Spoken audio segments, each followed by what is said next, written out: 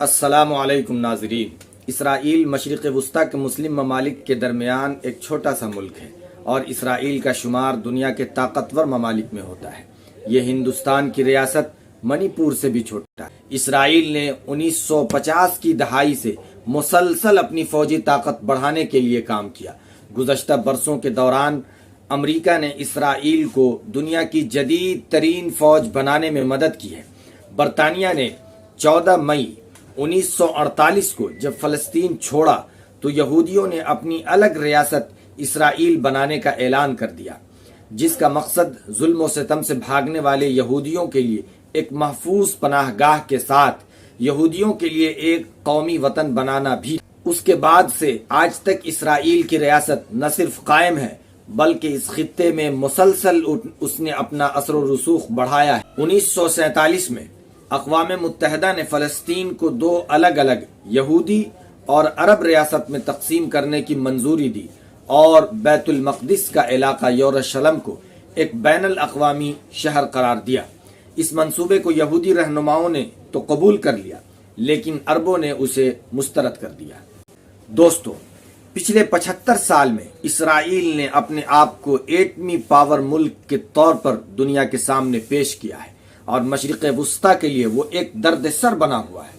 اسرائیل مشرق وسطیٰ کا واحد ایٹمی پاور ملک ہے اور یہ وہ واحد ملک ہے جو براہ راست صرف مذہب کی بنیاد پر شہریت دیتا ہے، یعنی یہودی دنیا کے کسی بھی حصے میں ہو، اسرائیل اس کو اپنی شہریت دے دیتا ہے۔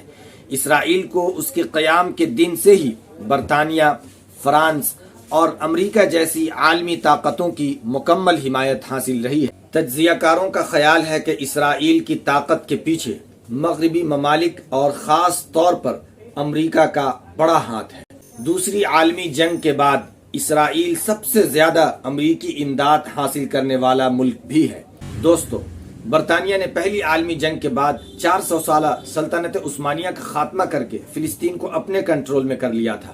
یہودیوں کو اپنا علاقہ بنانے کا بھی خیال بنیادی طور پر برطانوی حکومت کی طرف سے ہی آیا۔ اس وقت دنیا کے مختلف ممالک سے یہودی گروہ در گروہ فلسطین کی سرزمین پر آنے لگے۔ یہودی بستیوں کے آباد ہونے کی وجہ سے عربوں میں احتجاج ہونے لگا۔ اس احتجاج کو دبانے کے لیے برطانیہ نے عربوں پر حملہ شروع کر دیا۔ ملایا یونیورسٹی کے پروفیسر ڈاکٹر سید محمود علی کا کہنا ہے کہ مشرق وسطیٰ کے ممالک میں سے اسرائیل ہی جمہوریت قائم کرنے میں کامیاب رہا، بقیہ عرب ممالک میں بادشاہی آج بھی قائم ہے۔ دوسری طرف امریکہ اسرائیل کو تسلیم کرنے والا پہلا ملک تھا اور امریکہ نے اسرائیل کی ریاست کو اسی دن تسلیم کر لیا تھا جب وہ قائم ہوئی تھی۔ لیکن اس خطے میں برطانیہ اور فرانس کا اثر و رسوخ زیادہ تھا۔ تاہم امریکہ کے ساتھ تعلقات 1956 میں دوسری عرب اسرائیل جنگ کے بعد اور بھی مضبوط ہو گئے۔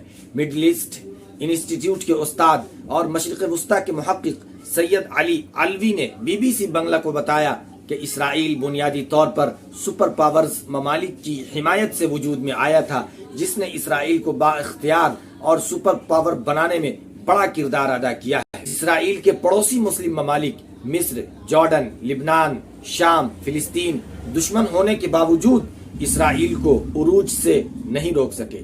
اسرائیل نے اپنے پڑوسیوں کے ساتھ 1949، 1967 اور 1973 میں 3 بڑی جنگیں لڑی ہیں اور کئی چھوٹی چھوٹی جنگیں ہوئی ہیں اور آج بھی یہ سلسلہ قائم ہے۔ سن 1949 میں جب جنگ بندی کے نتیجے میں لڑائی ختم ہوئی تو اسرائیل نے زیادہ تر فلسطینی علاقے پر قبضہ کر لیا تھا۔ جارڈن نے مغربی ممالک کے کنارے پر قبضہ کر لیا جبکہ مصر نے غزہ پر قبضہ کر لیا۔ دوستو، غزہ کی زمین ایک تنگ پٹی ہے جو اسرائیل اور بحیرہ روم کے درمیان واقع ہے، لیکن جنوب میں اس کی زمینی سرحد مصر سے لگتی ہے۔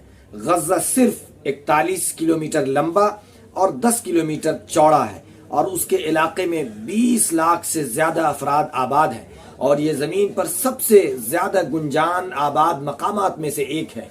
1949 کی جنگ کے بعد غزہ پر 19 سال تک مصر کا قبضہ رہا۔ اسرائیل نے 1967 کی جنگ میں غزہ پر قبضہ کیا تھا اور وہ 2005 تک اس پر قابض رہا۔ اس دوران اسرائیل نے وہاں یہودی بستیاں تعمیر کی۔ سن 2005 میں اسرائیل نے غزہ سے اپنے فوجیوں اور آباد کاروں کو واپس تو بلا لیا تاہم اس نے اس کی فضائی حدود، سرحدیں اور ساحلی علاقوں پر کنٹرول باقی رکھا، اور بیت المقدس کے مغربی حصے پر اسرائیلی افواج اور مشرقی علاقے پر جارڈن کی فوج کا کنٹرول تھا، کیونکہ وہاں کبھی بھی امن معاہدہ نہیں ہونے کی وجہ سے اس کے بعد کے دنوں میں مزید جنگیں اور لڑائیاں ہوتی رہیں۔ سن 1967 میں ہونے والی جنگ میں اسرائیل نے مشرقی بیت المقدس اور جارڈن کے مغربی کنارے کے ساتھ ساتھ شام کی گولان کی پہاڑیوں، غزہ اور مصر کے جزیرہ نما سینائی پر بھی قبضہ کر لیا تھا۔ ناظرین، زیادہ تر فلسطینی پناہ گزین اور ان کی اولادیں غزہ اور مغربی جارڈن کے ساتھ ساتھ پڑوسی ممالک اردن، شام اور لبنان میں رہتی ہے۔ اسرائیل اب بھی مغربی کنارے پر قابض ہے اور پورے بیت المقدس یعنی یروشلم کو اپنا دارالحکومت قرار دیتا ہے، جبکہ فلسطینی مشرقی بیت المقدس کو فلسطینی ریاست کا دارالحکومت قرار دیتے ہیں۔ امریکہ ان چند ممالک میں سے ایک ہے جنہوں نے بیت المقدس یعنی یروشلم کو اسرائیل کا دارالحکومت تسلیم کر لیا ہے۔ ناظرین، گزشتہ 50 برسوں میں اسرائیل نے مغربی جارڈن اور مقبوضہ بیت المقدس میں بستیاں تعمیر کی ہیں، جہاں اب 7 لاکھ سے زیادہ یہودی رہتے ہیں۔ بین الاقوامی قانون کے تحت ان بستیوں کو غیر قانونی تو قرار دیا جاتا ہے، مگر اسرائیل اس سے انکار کرتا ہے۔ دوستو، ان تمام مثبت اور منفی پہلوؤں کے ساتھ اسرائیل آج کل پھر موضوع بحث بنا ہوا ہے، کیونکہ 7 اکتوبر کو حماس کی طرف سے حملے کے بعد وہ ایک خونخوار درندے کی طرح غزہ پر مسلسل بم برسایا جا رہا ہے، نہتے مظلوم فلسطینیوں کو مار رہا ہے، اور پورا عالم اسلام اور پوری مغربی طاقتیں خاموش تماشائی بنی ہوئی ہے۔ ناظرین کرام، آپ اس بارے میں کیا سوچتے ہیں؟ کمنٹس باکس میں اپنی رائے ضرور دیں۔ ویڈیو کو لائک، چینل کو سبسکرائب کریں۔ شکریہ، جزاکم اللہ۔